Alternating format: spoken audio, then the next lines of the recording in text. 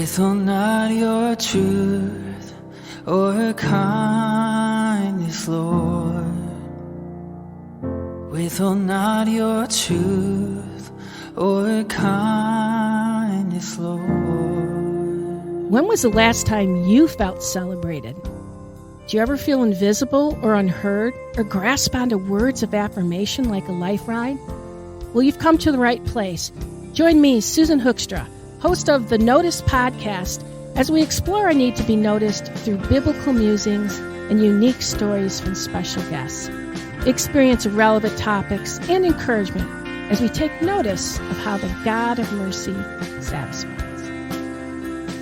On this episode of The Notice, do you ever look at others and wonder how they ended up in their roles? Maybe you find yourself wondering what God is calling you to do, perhaps question what your purpose is. Join me as I talk with radio host, pastor, blogger, wife, mother, and podcast host Rachael Jenneman. We discuss what it's like to balance different roles while celebrating our uniqueness and how to take notice of God as we live out our purpose. Rachael Jenneman moved from Florida when she was 7 and has lived in northern Michigan ever since. Rachael is what you would call a first-generation Christian. At the age of 16, she was invited to a church to hear the gospel for the first time, where she gave her heart to the Lord and never looked back. At age 19, she felt a call to ministry and thought she would end up pastor's wife. Instead, she ended up being the children's pastor at the very church she started her Christian life.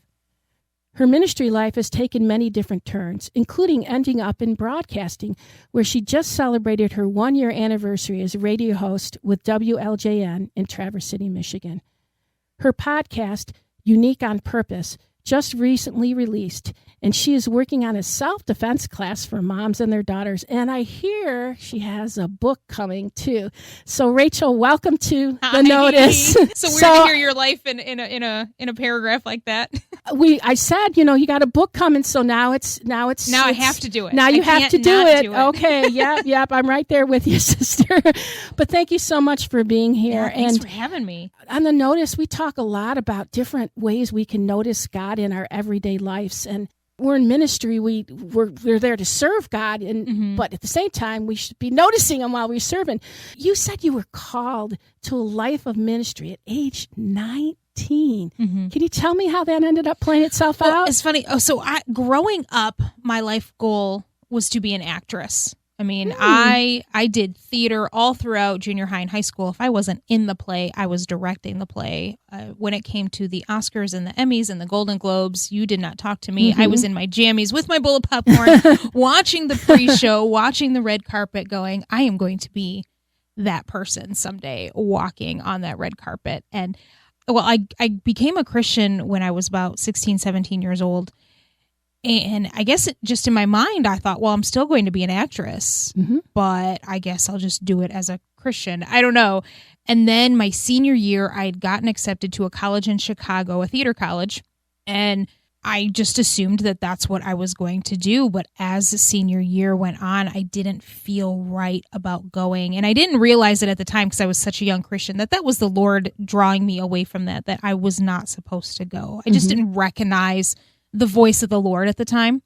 And I didn't end up going, and I kind of freaked out there for a while of what am I doing with my life? And even though I was a part of a fantastic church, I didn't feel any guidance on what do I do with my life. I just didn't know. I think it was just kind of left up to me to figure out what it is I'm supposed to do with my life. And my mom made a suggestion because, I don't come from a Christian family, but my mom made a suggestion. Well, why don't you go live with your grandfather in Delaware for a while? And I thought, actually that's kind of a good idea. And after high school, I just moved in with him for a little bit. I just packed up my car and I drove from Traverse City, Michigan to Seaford, Delaware.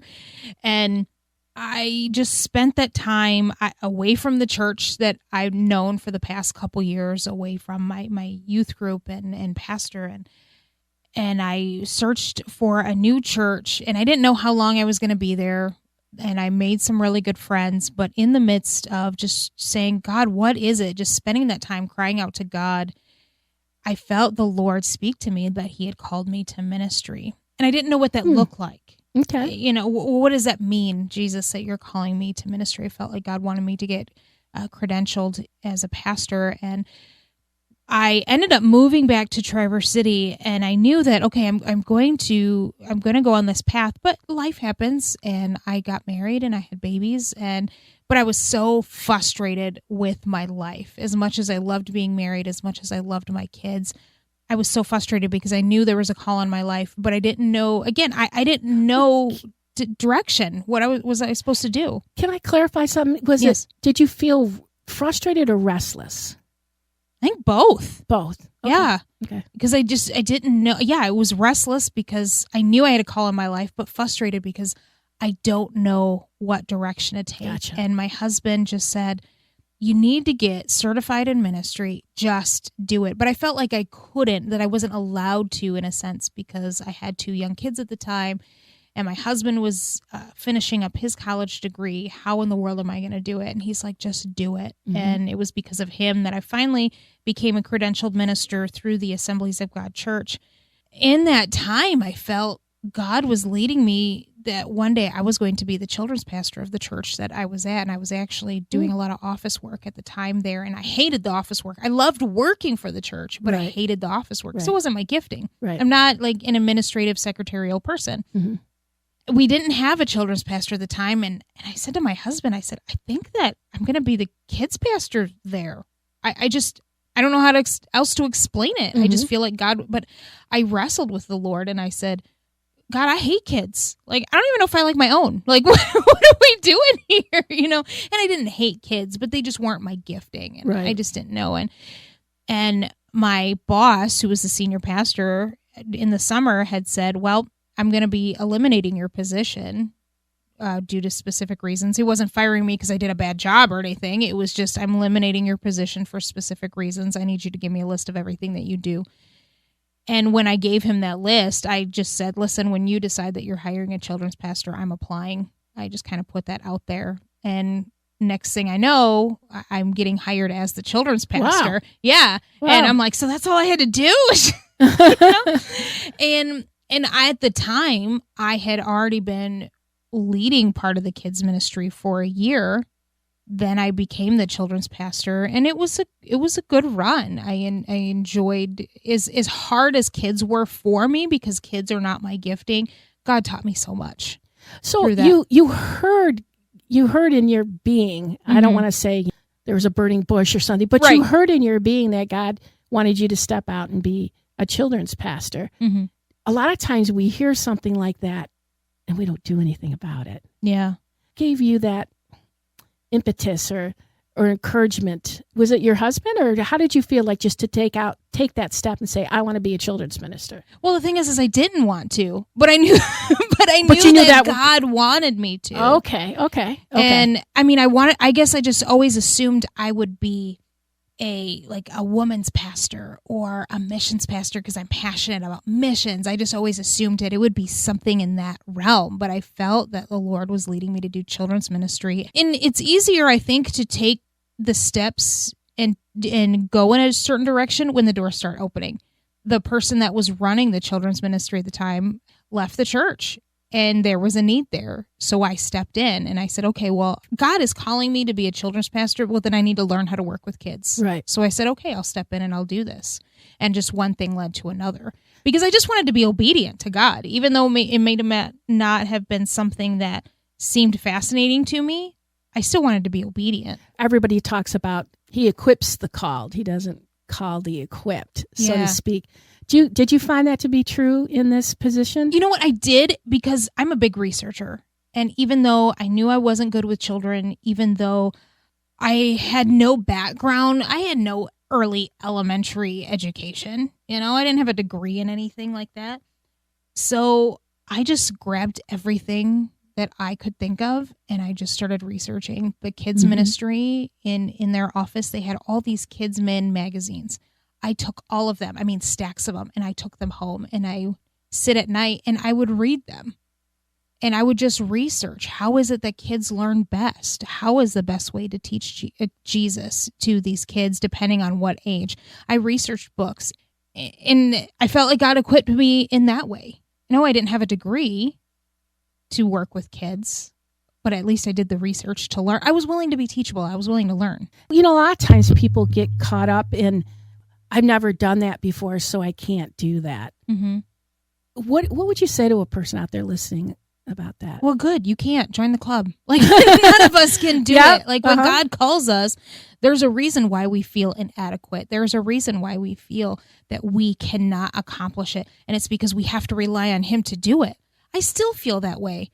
And on all the things that I do, I always think, God, I can't do this. Well, I remember Moses, you know, and he's like, I can't do this. I'm inept. Send somebody else. He literally told God to his face, no, I'm not your man. Send somebody else. Right. And what I love about the response of what God says, he says, it's almost like he didn't really dismiss it. He was just almost like, let's not make that the issue.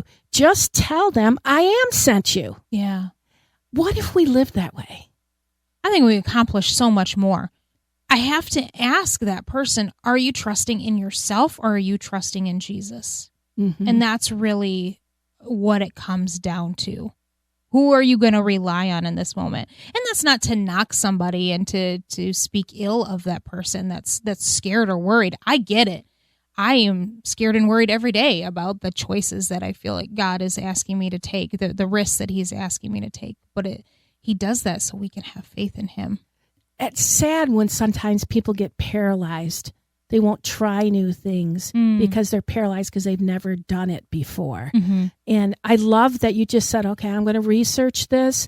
You know, this is the way, walk ye in it. I mean, that's one of the ways we can be more equipped or feel more comfortable in the role. So you went and was a children's minister, and now you're a radio host on WLJN. Talk about how that happened. Okay.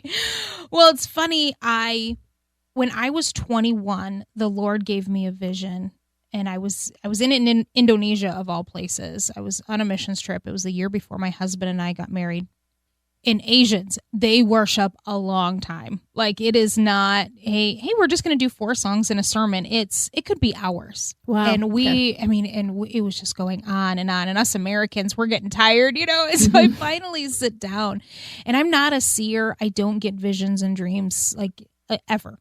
But the Lord gave me a vision, and I was standing on stage. I remember everything that I was wearing. I had a microphone in my hand, and I knew that God had called me to preach, that God had called me to, that was going to be my calling one day, and that I was called to speak to people. It was always frustrating for me throughout the years because I'm like, okay, God, well, when's that going to happen? When's that going to be? Lord, I know this is the call that you have in my life, and I love to preach, so let's just do it. Let's do it.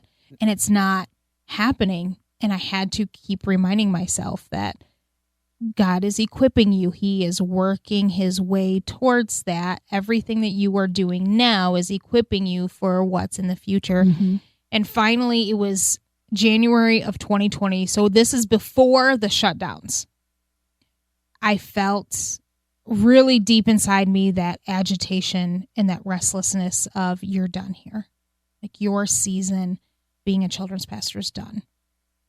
But I didn't know what to do. Well, okay, so then what do I do now? Like, how do I quit? How am I going to make up the income? Well, you know, all these questions that are going through your mind. So I did what the Bible says, and I sought wise counsel of a gentleman I knew, and who he's a counselor, but he's kind of an expert in this subject of helping people transition into different seasons of their life. And I explained to him all the restlessness I was going through, and he said, "Yep, sounds like God's moving you into the next season. Here's what you do. Boom, boom, boom, boom." And that's what I needed. I just needed somebody to tell me what to do.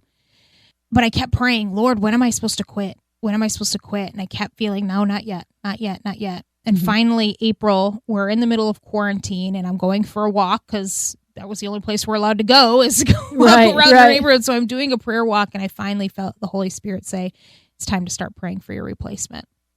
In June, I had given my resignation over to my senior pastor, my boss.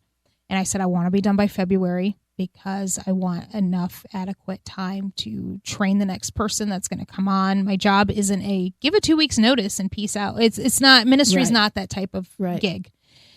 And I said, I need time to train the next person to show them everything I do and get them ready. it was funny because I was struggling of when do I quit? And finally someone had said, you know what, you just need to do it afraid. Just do it afraid. So I gave him my resignation. He's like, what are you going to do? I said, I don't know. I said, I think I'm probably going to do the stay-at-home wife thing for a little bit, but my husband's looking for another job so he can support all of us and I can just maybe go back to school. Well, that day I get home from work and my husband gets a text message from a friend who works at a company that he's been trying to get into for 4 years and said, hey, there's a job opening and you need to apply. A job, they've had his resume for years, but they wanted him to have more experience. And I'm not going to get into that. But anyway, long story short, he got the job, which was way more money than what he had been making, but it still wasn't enough to make up for what we were going to lose. And I'm like, okay, I have till February to figure this out. And I knew that God had called me to travel and speak. I know that one day that's the call. I said, well, what am I going to do in the meantime to keep up my communication skills? I figured, well, I'll start a podcast and I'll keep up my communication skills that way. So I took out 2 radio personalities that I knew in town.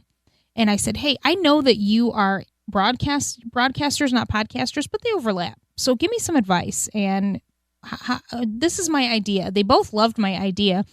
And one of them said, well, hey, I go to church. Do you ever listen to WLJN? I go to church with DC. I'll call them right now. You need to be on a show. And I'm going, no. I'm not looking to be on the radio, even though in the back of my mind, I'm like, that would be so cool. That'd be cool. Yeah. But I'm like, that's not what I'm looking for. Mm-hmm. And I said, and actually, I am meeting with DC's wife next week because I knew her. She was also a radio personality at the same station as her husband. And I said, I'm going to ask her the same questions. Long story short, 2 months after that, I found myself in the general manager's office asking if I wanted to be a radio personality.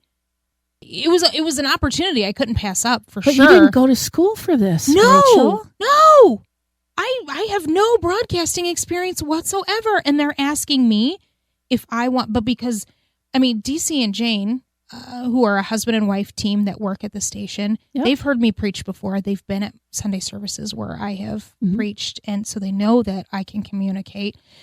They knew a little bit about my background and they knew other people that knew me. And so they sought them out. Do you think Rachel would be a good fit for this station? But like you said, I have no broadcasting experience, but because they knew of my background, they took a chance on me. Right. Sounds like I am sent you. Yeah.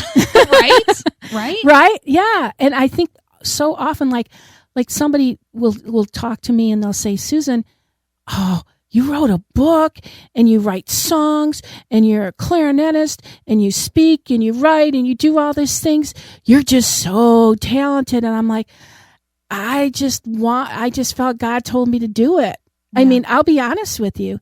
Maybe not so much the clarinet stuff, but the rest of it was just God telling me to do it and walk in. I mean, I wrote this book, Firm Grasp. It took me 14 years to write it, but I just felt God called me to do it. Yeah. So our listeners out there, you might get frustrated or restless like she was. You know, sometimes it's not, I don't think God is saying no. He's just saying not yet. Well, and that restlessness is from the Lord. There's a reason for that restlessness. It doesn't necessarily mean you need to quit and move on right away. It just means, oh, God's up to something. God's doing something. And as you look back, do you think your role of a children's pastor has helped you in your role now? Oh my! It has helped me in so many areas. It helped me to understand because I was a pastor. So even though I wasn't a senior pastor, I was still on staff and played a shepherding role and understanding what it means to be a pastor, understanding what it means to shepherd other people. But it taught me the most important ministry in the whole church. And I don't just say that because I was the kids pastor, but the number one thing that a family decides whether they're going to stick at that church or not is whether you had a good nursery. Yep. That's it. It's not the preaching. It's not the worship. Yeah, they would like the preaching and the worship to be good. But the number one reason that someone will stick with your church is if you have a good nursery. Wow. I mean, that is the most, it's the most important ministry in the whole church. And learning the value of children and teaching children at a young age. And then, of course, just the opportunity to be able to minister to people, to talk with people, to listen to people in that way. And minister, I guess. Yeah. You also talked about the communication skills. So didn't it help you? Didn't this role that you had, and being a mom, come on, folks, if you're a mom, you're communicating 24/7. Yeah, you're learning all kinds of new skills. Let's not kid ourselves. Yeah. But in your different roles, that kind of prepared you for it. It might not have prepared you for how to work the electronics or something. You probably had to learn that. There's a learning curve or something with that. How did that help you? How did those different roles help you in what you're doing now? Honestly, I think what helped me more than anything with what I'm doing now is, one, God gives us specific gifts. So I've always just been a talker, and that's just naturally what I do. But as a kid, like I said earlier, I did theater. Mm-hmm. And to get up in front of an audience and to speak, to learn how to adequately say specific words, to present yourself in front of an audience, and having improv skills. Like, we think of improv and we think, oh, that's something fun to do. No, improv is a skill. It is. It really is. And the fact that I learned so much improv in high school helped me so much when it came to being up in front of an audience, whether it was I had to preach or I had to do announcements or I had to pray, or even doing, sometimes when you're live on air, there are times where you just have to improv. Yeah. You don't get to necessarily prepare for everything. Nope. And that, I think, is what really prepared me the most. And then throughout the years, I've been able to put that into practice with preaching in front of an audience or speaking to kids. And I think God does that all the time. I mean, we just have to pay attention. Good old Gideon. Remember Gideon in the scriptures? He's just like, God, you have to show me a sign. Show me a sign. And he was so afraid to take that step out there. So if anyone's listening to you and you say, well, I'm not all of us need to be on the radio. That's not what I'm talking about here. I'm saying maybe there's something God put on your heart. Mm-hmm. And he's saying, I want you to take that step. I want you to do it scared, or however you describe it. Now, you're on the radio, right? Mm-hmm. Okay, this is kind of a public platform. Let me ask you this. There's probably some days that you might not really notice the impact that you get from other people. Right. Okay? Mm-hmm. But then other days you hear from your listening audience. Do you know, can you think of a time when maybe someone noticed you, or like out in the grocery store or something like that? Did it make you feel uncomfortable? Like, oh, that's a lady from WLJN or anything like that? You know, it's still a learning curve for me. I'm still trying to get used to it. Because I resigned from my old church, we're now going to a new one because I needed to let that person not feel like I was on top of them. Gotcha. The person that took my place. And so we're going to a new church, and there are, how do I say this the right way? When I was pastoring, I knew who everybody was because that was part of my job, was to know who's in the congregation, to get to know them so I could help them. Now I'm going to a place where I don't know most of these people, but they know who I am. And that's weird for me. That's weird. Because, and this is my first year doing that. I'm working with broadcasters who have been broadcasting for 30, 50 years. And some great people at LJN. Oh, yeah. They're fantastic, wonderful people. Yeah. But they're kind of used to it, and they know it, and they get it. They understand it. I'm still learning how to navigate when someone comes up to me. I make the assumption that nobody knows who I am, but there will be people that come up to me every Sunday. Oh, I listen to you every day. But isn't it funny, though, that, on this podcast, we talk about our need to be noticed. Mm-hmm. And then when you're noticed, it makes you uncomfortable, or you're not quite sure how to do it. Yeah. Isn't that funny? You don't realize that you're making a difference. And I want to read to you a quote. It's from Stan Lee. If anybody knows Stan Lee, he created the Marvel comic books. Yeah. And he said this, and it hit me, because when you're in broadcasting, even on Christian radio, you wonder, what am I doing for Jesus? Like, am I doing anything for Jesus? Mm-hmm. All I'm doing is introing music, outroing music. Like, what am I doing here? And I came across this quote, and he said, I used to be embarrassed because I was just a comic book writer while other people were building bridges or going on medical careers. And then I began to realize entertainment is one of the most important things in people's lives. Without it, they might go off the deep end. I feel that if you are able to entertain people, you're doing a good thing. And I've kept this quote in my phone because I always used to think I was inadequate because I wasn't a nurse or a doctor going into Africa and helping heal the sick and the poor. I'm no longer a pastor. Now I got to, in a sense, figure out who the heck am I now? I was Pastor Rachael for so long and I'm not that anymore. And what am I doing I don't own a business where I can impact thousands of lives every day. Who the heck am I and what am I doing for Jesus? And I'm just talking about music.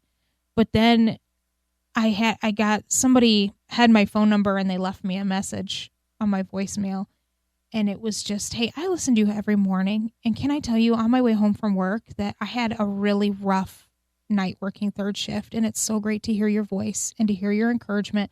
And that helps me every single day. There you go. And I was like, okay, the Lord we always have to use what God's put in front of us. And I've said, okay, God, right now in this season, you've put in front of me a microphone. So how do you want me to use it for your glory? You didn't give me a medical degree. You didn't tell me to go pick up a scalpel. You didn't tell me to go and build buildings. You didn't tell me to be a nurse. You didn't tell me to do any of these things, to be a teacher in a public school. But what you put in front of me is a microphone. So how do I best glorify you in this time? See, that's really powerful because I think a lot of times people like to compare. Yes. That's what I get sometimes. Like, oh, well, you do this, you do that. And I'm like, but you're doing this. Yeah.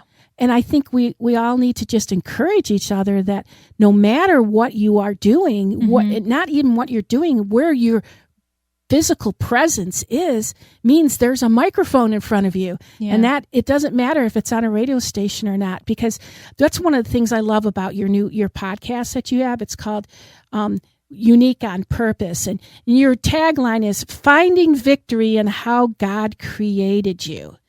And so what do you think we talked about this a little bit, but what do you think is the biggest challenge we face in celebrating how God uniquely created us? Well, it's exactly what you said. It's comparison. We're constantly comparing ourselves to other people and not realizing that was not what we were meant to do. God created us unique for a purpose. We aren't supposed to be like that other person over there. And we know this. We're taught this in the Christian realm, in the secular realm, all the time. That God knows every hair on your head, Rachel. That we're unique. And I didn't grow up in a Christian home and I didn't go to a Christian school, but even in the public school system, it was always, you are unique and you are special and you are different and it's good to be different. But we don't see ourselves that way. One, because we need to know who God is first, really, before we understand who we are. And two, the way God created us, he wants to use for his glory. And it really hit home for me when I was a kids pastor. And we were downstairs because the kids ministry was in the basement. And we were having a prayer time with the kids. And I had this little boy. His name's Jaden. And I'm going to try and say this without crying. He has cerebral palsy. He was in third grade. And the thing that I've noticed about special needs kids is they are very evangelistic.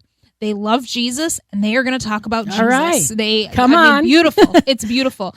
So here we are, we're praying because we're in the process of a building project. And I told everybody, close your eyes. And I kind of had them imagine walking through the new building and over here is going to be the stage. What do you see? And the kids are all yelling guitars and drums. And okay, now go to the left and there's a door. We're going to go outside. Now there's a playground.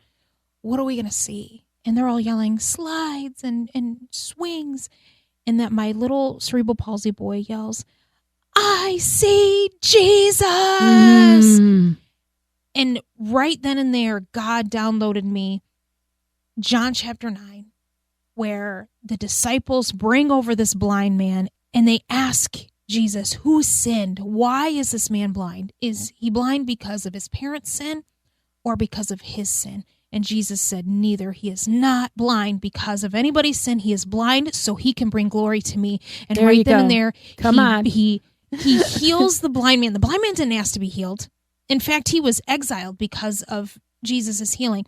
But here he is healed to bring glory to God himself. And because we are different, because we have inadequacies about us, those inadequacies are meant to glorify God. That's what right. you see as a disadvantage in your life, God is going to bring about an advantage and glorify him. I don't care if it's autism. I don't care if it's because you're black, you're white, you're Cuban. I don't care if it's because you're male or That's right. female, That's right. or if you have dyslexia or ADHD. God is going to use what you see as a disadvantage in your life, and he's going to bring glory to his name through it. And I was so tired of watching people be victims, because that's really hot right now in our culture, isn't it? I'm a victim, and I'm going to celebrate my victimhood. But Jesus said, no, I have called you to be victors. I have called you to be overcomers. Right. Victory. And that's what we talk about on the podcast. We say, how are you an overcomer? How are you celebrating your nasty ugliness in your life? And how are you bringing purpose to it? I don't think I could say it any better than that person said it. I saw Jesus. Mm-hmm. That's what we're here for, Rachel. We're here to show the peace of Jesus to other people. The scriptures call us a masterpiece. In the original language, it means a piece of art. Mm-hmm. That means we're a piece of the master. We're not intended to be the entire master. Right. We're intended to be the piece. It's our job to find what that piece is. Mm-hmm. So if you're feeling restless out, look for your peace so they can see Jesus.